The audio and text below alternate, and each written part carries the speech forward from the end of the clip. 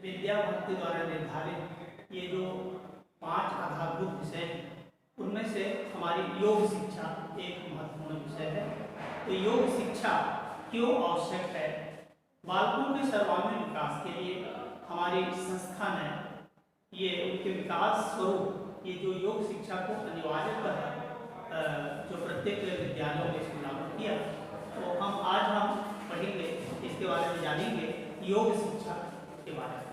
तो योग शिक्षा के अंतर्गत हम पहले आपको योग के बारे में बताएं। योग संस्कृत के युज धातु से बना है, युज्यते अनेन इति योगः। तो ये युज्यते अनेन इति योगः यहाँ पर संस्कृत की युज धातु से बना है, जिसका अर्थ होता है जोड़ना, शरीर का मन से, आत्मा का परमात्मा से। इस तरह से जो जुड़ने की प्रक्रिया होती है इसे योग कहा गया है। तो ये महर्षि पतंजलि जी ने अपने योग सूत्र में यह उल्लेख किया है, योगश्चित्ति वृत्ति निरोधः। योग से हमारे चित्त की वृत्तियों का निरोध होता है, नियंत्रण होता है। और भगवत गीता में भी उल्लेख है, योगस्थः कुरु कर्माणि संगम त्वक्ता धनंजय सिद्ध सिद्धो समो भूत्वा समत्वम योग उच्यते। माने समत्व भाव होना, जैसे सुख दुख, वर्षा गर्मी, शीत, सभी परिस्थितियों में लाभ हानि, जय पराजय, इस सभी स्थितियों में जो समभाव है, समभाव में रहना, यही समत्व भाव कहा है। अर्थात गीता में से हमारा योग का नाम दिया है। तो समत्वम योग उच्यते इसलिए कहा गया है। योग कर्मसु कौशलम, माने योग से हमारे संपूर्ण कार्य सुव्यवस्थित ढंग से पूर्ण होते हैं, इसलिए योग कर्मसु कौशलम, योग से कार्य की कुशलता बढ़ती है। तो इस प्रकार से हमारे योग की अनेक परिभाषाएं हैं। तो हम कुछ जानकारी प्राप्त करेंगे योग के जो प्रकार। तो योग के प्रकार जैसे पहला है राजयोग। तो राजयोग में हमारा अष्टांग योग आता है। दूसरा है कर्म योग, इसमें कर्म की प्रमुखता है। तीसरा है ज्ञान योग, इसमें ज्ञान की प्रमुखता है। और चौथा है भक्ति योग और पांचवा है हठ योग। तो आज हम आप लोगों को ये राजयोग के बारे में कुछ जानकारी प्रदान करेंगे, जो हमारा अष्टांग योग, जो सभी के लिए ये आवश्यक है। तो कुछ उसके अंग हैं तो जिन्हें हमें सबके लिए अनिवार्य रूप से उसका पालन करना चाहिए।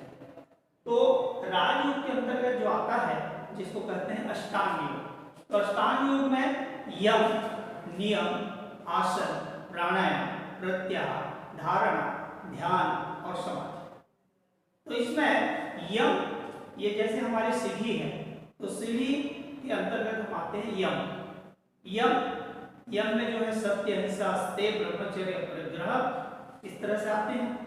और शौच के अंतर्गत हमारा इसमें जो अपना नियम जो है अपने व्यक्तिगत के लिए, और यम जो है सार्वभौमिक है। तो अब आते हैं उसके तीसरे क्रम पे आसन। तो आसन की जो परिभाषा है, लंबे समय तक एक स्थिर स्थिति में बैठने को आसन कहा गया है। लंबे समय तक एक स्थिर स्थिति में बिना कष्ट के लंबे समय तक बैठने की जो स्थिति है उसको आसन कहा गया है। तो आसन में बहुत सारे ऐसे हमारे जो महत्वपूर्ण आसन हैं, जैसे ताड़ासन है, तो इससे शरीर की लंबाई बढ़ती है। पादहस्तासन है, ये हमारे जो मोटापा को कम करता है। वृक्षासन है, तो वृक्ष के समान जो है दृढ़ होने के लिए इससे शिक्षा मिलती है। और भुजंगासन, माने सर्प की तरह सिर को ऊपर उठाना फिर नीचे रखना। और उष्ट्रासन है, ऊंट के समान स्थिति बनाना। गोमुखासन है, माने गाय के स्वभाव, जब गोमुखासन करते हैं तो गाय का स्वभाव उसमें आ जाता है। शवासन है, मंडूकासन है, मार्जारी आसन है। तो ऐसे बहुत सारे जो उपयोगी आसन हैं। तो जो हमारे जो उपयोगी आसन हैं उनको हमें करने से उसका लाभ मिलता है। तो अब हम आते हैं प्राणायाम। तो प्राणायाम जो है प्राणों के नियंत्रण को कहा जाता है। प्राणश्चेदम वसे सर्वम त्रिदेवे यत् प्रतिष्ठितम मादेव पुत्रान रक्षस्व सृष्ट प्रज्ञाश्च विधेहि। तो हम ये प्राणायाम मंत्र से स्पष्ट होता है कि हमारे जो प्राणों की रक्षा एक पुत्र की भांति करने के लिए हम भगवान से, ईश्वर से आग्रह करते हैं। तो इसमें 3 अंग हैं, पूरक, कुंभक, रेचक। तो जो श्वास लेते हैं उसको पूरक कहते हैं, जो श्वास को रोक करके रखते हैं उसको कुंभक कहते हैं, और जो श्वास हम बाहर निकालते हैं उसको रेचक कहते हैं। तो ये जो 3 अंगों से ये प्राणायाम पूरी होती है। तो प्राणायाम के भी कई प्रकार हैं कि जो हमारे लिए उपयोगी प्राणायाम है। भस्त्रिका, श्वास को लेना है और उसको जो बाहर निकालना है झटके के साथ, इस तरह से। उसके बाद में कपालभाति है, उसको लंबी श्वास लेकर के उसको छोटे छोटे खंडों में विभाजित करेंगे। फिर भ्रामरी प्राणायाम है, इससे हमारी स्मरण शक्ति बढ़ती है, कर्ण छिद्र को बंद करते हैं। इस तरह से श्वास लेते हुए मकार की आवृत्ति।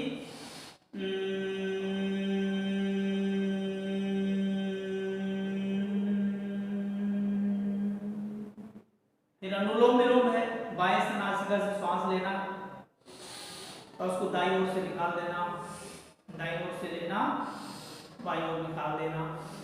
इस तरह से एक आवृत्ति पूरी हुई। तो ऐसे करके बहुत से हमारे प्राणायाम हैं। तो अंतिम में जो होता है, जो प्राणायाम जिसको गीत भी कहा जाता है, ओंकार का उच्चारण। ओम